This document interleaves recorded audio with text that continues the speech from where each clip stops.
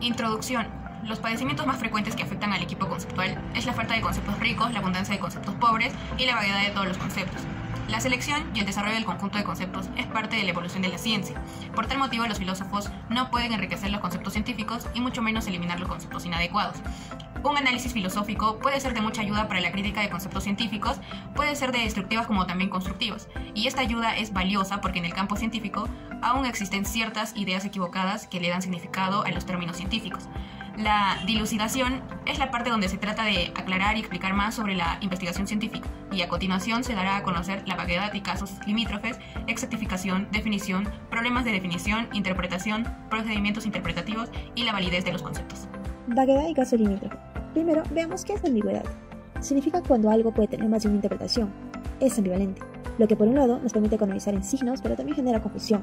Por otro lado, tenemos a la vaguedad o confusión, algo completamente negativo. Por ejemplo, pequeño, calvo y caliente. Esto no tiene ningún sentido porque tienen intenciones confusas y extensiones indeterminadas. Dicho esto, ¿qué significa intención? La intención de un término está constituida por el conjunto de rasgos, es decir, sus características. Por ejemplo, vaso, un objeto hueco de forma cilíndrica. Y ahora, la extensión. Esta se refiere al conjunto de objetos o de dimensiones. Por ejemplo, congresistas de la República, es decir, 130 individuos. Entonces ahora podemos entender qué es la vaguedad intencional. Esta sería la indeterminación parcial de la intención, las características, lo que para evitarla se necesitan más estudios filosóficos, análisis, etc. Y la vaguedad extensional sería la indeterminación de la extensión. Esta es mucho más fácil de corregir que la intencional. Entonces, la vaguedad total sería que un concepto puede ser vago intencional y o extensionalmente. Ahora veamos dos casos limítrofes. Por ejemplo, en la tabla periódica, los elementos de transición, hierro, cobalto y níquel. Estos tienen dos electrones en su capa externa, por lo que debieron estar en la misma columna. Pero se aplicó divisiones finas, lo que subdividió el grupo 8 en 3 grupos. Otro caso es de los terápsida, un grupo biológico de transición ya extinto. Si se clasificara solo esqueléticamente, serían Reptiliae, pero fisiológicamente serían Mammalia. ¿Dónde colocaríamos a los terápsida? Intencionalmente presentaría diversas intersecciones por sus características. Esto sigue sin ser resuelto, porque representa una zona nebulosa limítrofe entre los grupos Reptiliae y Mammalia. Ahora vamos a hablar de la exactificación de un concepto por Mario Bunge. El decreto y la ley se encuentran establecidos dentro de lo que son las reglas o normas, pero el dictamen es muy vago para entrar a este grupo ya que puede ser favorable a alguien o no. Sin embargo, está definido dentro del derecho.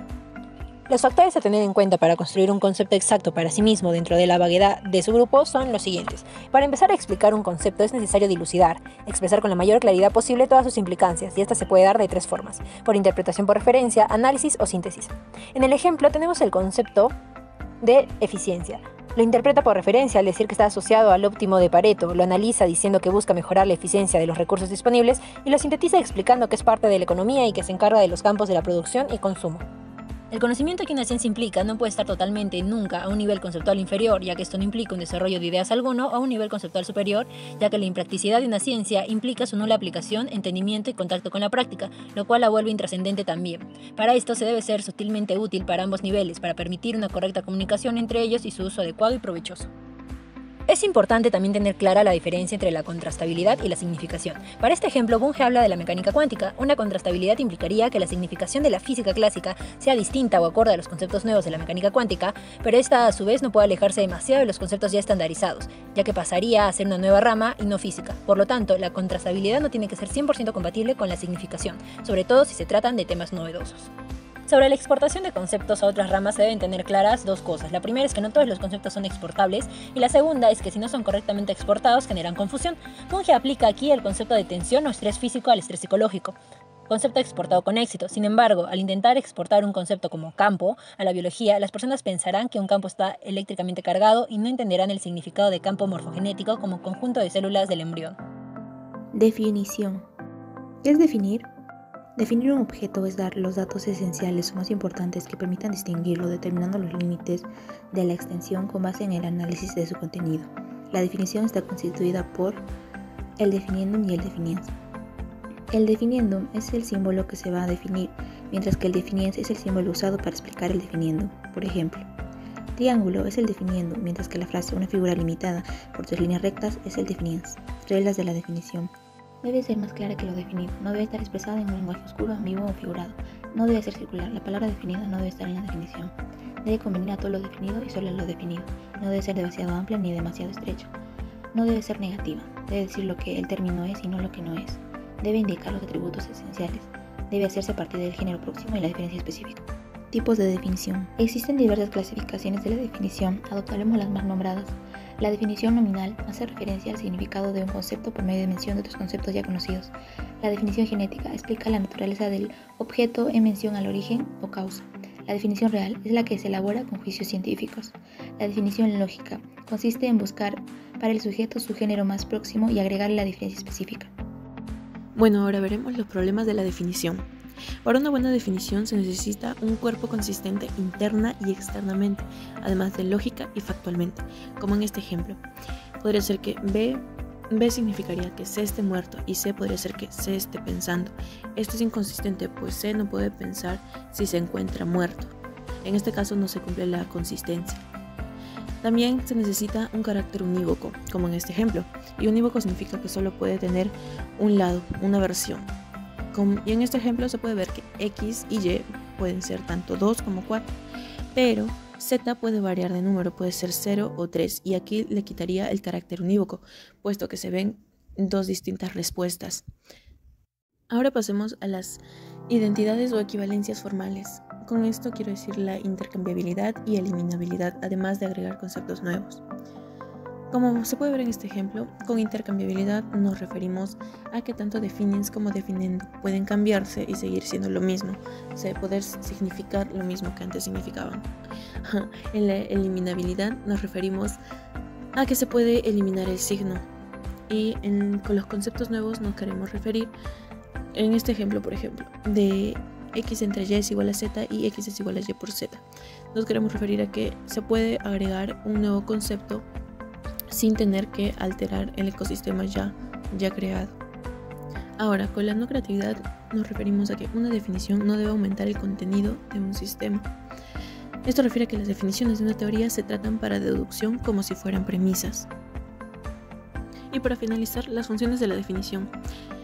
Una definición, como ya sabemos, no debe aumentar el contenido de un sistema. Entonces las funciones de la definición son las siguientes: formación de signos nuevos, introducción formal de conceptos nuevos sobre viejos, especificación de significaciones, interrelación de conceptos, identificación de objetos, higiene lógica y simbolización precisa.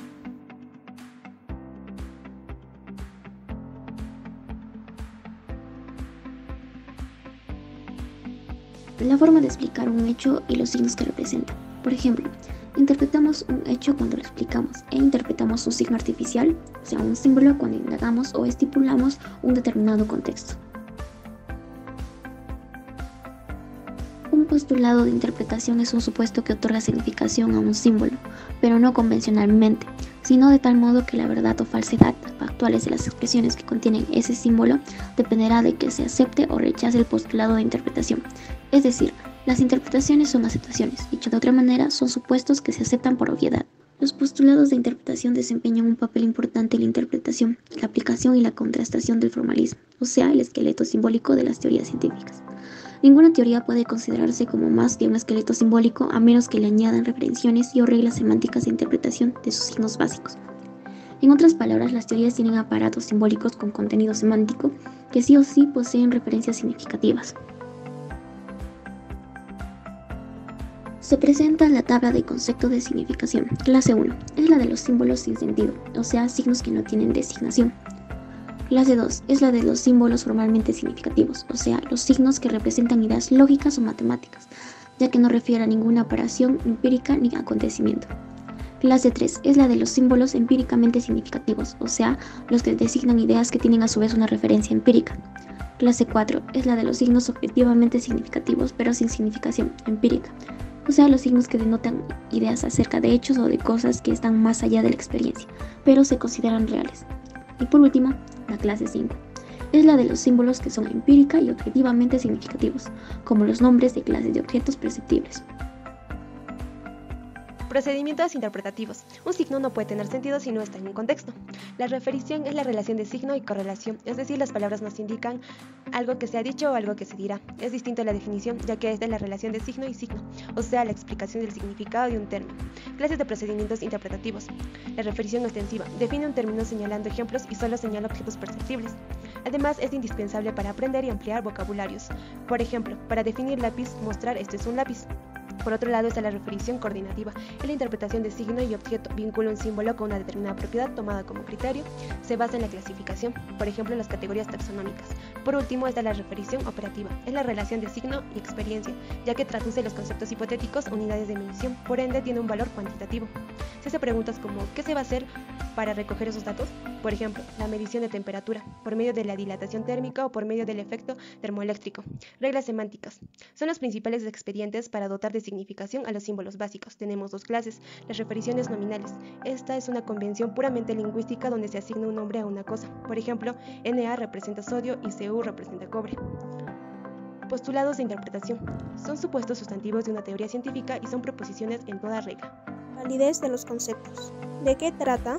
Trata de la eliminación de conceptos acientíficos. ¿Pero qué ocurre con conceptos como gravedad, preadamita o neutrito? ¿Son considerados aun cuando en un principio no tuvieron un apoyo empírico? ¿Son válidos o no?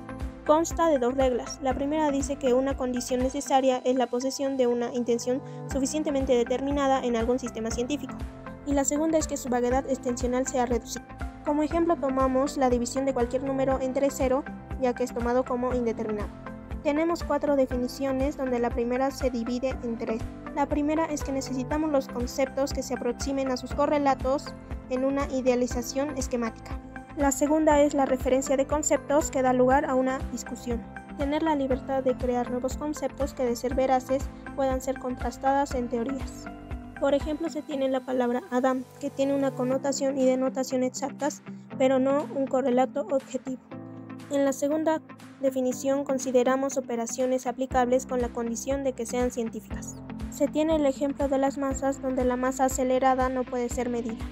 En la tercera definición se tiene el defecto, que son tratadas como unidades autocontenidas cuando en realidad son productos. El relativismo ingenuo en un conjunto es tratado como correlato objetivo, mientras que las unidades no tienen rastro de realidad. En el empirismo tenemos como tesis conceptos que dan nombre a los perceptos. La cuarta definición es aplicable a conceptos puros, ya que establece validez antes que conceptos formales.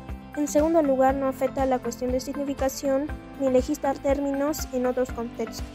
Y por último, este criterio no exige ni garantiza verdad, pero debemos encontrarla mediante la investigación. Validez de los. Y cerrando con las conclusiones, primeramente vimos que la vaguedad no tiene ningún aspecto positivo, pero conociendo la vaguedad intencional podemos comprimirla con un análisis filosófico y con una profundización en la teoría. Y en el caso de la vaguedad extensional, esta se puede reducir si se aplican divisiones aún más finas. Vimos también que en el proceso de exactificación de un concepto es aún aristotélico. Esta puede darse asignando un género y una diferenciación del resto de los demás objetos al objeto principal. Sabemos que la definición es una correspondencia de signo-signo. Es una operación puramente conceptual donde se introduce un nuevo término en un sistema de signos y se especifica la significación de este mismo. Vimos también que la definición tiene beneficios que nos permiten dilucidar. Un postulado de interpretación es un supuesto que otorga significación a un símbolo, de tal modo que la verdad o falsedad factuales de las expresiones que contienen ese símbolo dependerá de si se acepte o rechace el postulado de interpretación. Ahora sabemos que un signo no puede tener sentido si no está dentro de un contexto. Aquí se examinaron las clases de procedimientos de interpretación y las reglas semánticas o de significación, y vimos que las refericiones contribuyen con la dilucidación de conceptos. Una de las condiciones de la validez es que la vaguedad intencional de los conceptos científicos debe ser mínima. Otra es la posesión de una intención suficientemente determinada en algún sistema científico, y que la vaguedad extensional debe ser reducida. Como hemos visto anteriormente, se han desarrollado algunos instrumentos de análisis que son necesarios para examinar metódicamente la estrategia de la investigación científica de la mano de la filosofía. Hasta aquí nuestra participación. Muchas gracias.